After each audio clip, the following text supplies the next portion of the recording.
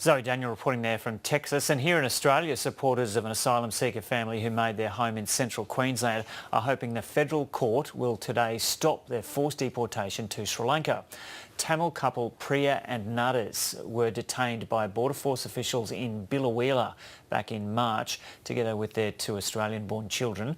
This morning, the case will be decided by the Federal Circuit Court in Melbourne. Migration agent and family friend Simone Cameron says the decision in the family's favour would not end the uncertainty. Mainly the case was hinging on two different points.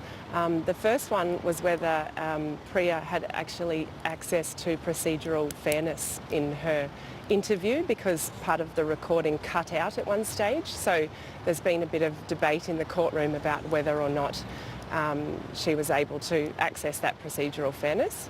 We'll hear about that today. The second part was as to whether the IAA, which is the Immigration Assessment Authority, had actually properly considered the impact of Nadesh's asylum claim on Priya's asylum claim. So we're waiting eagerly to hear about that at 10 o'clock this morning. The whole family are still at the Melbourne Immigration Transit Accommodation. Yep. It's 108 days today that they've been locked away in the family compound there.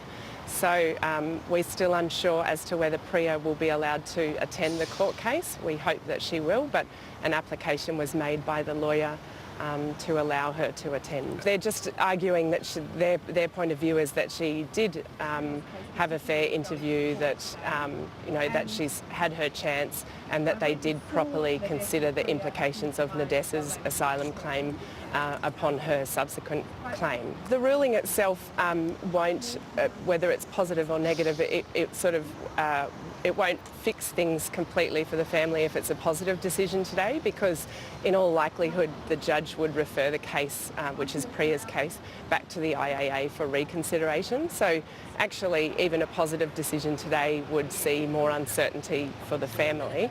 A negative decision, which we're obviously hoping to avoid, would definitely leave the family open to deportation as soon as Border Force could organise it. It's pretty tough after 108 days. I saw them on Tuesday and I've got to say they were pretty shaky. They're really tough and resilient and positive people, and they have been very much buoyed by the support of the Biloela community and people all around Australia. But they've got two little girls that they've had locked up with them. Detention's hard enough on adults, but on a 3-year-old and a 1-year-old, they both celebrated, if you can call it a celebration, their third and first birthdays in detention. Tharunicaa, the baby, took her first steps in detention, and that's really starting to take its toll on the kids now, and I can notice when I visit them. Simone Cameron there. And so that decision is due to be handed down in the Federal Circuit Court in Melbourne within an hour or so, about 10 a.m. Australian Eastern Standard Time.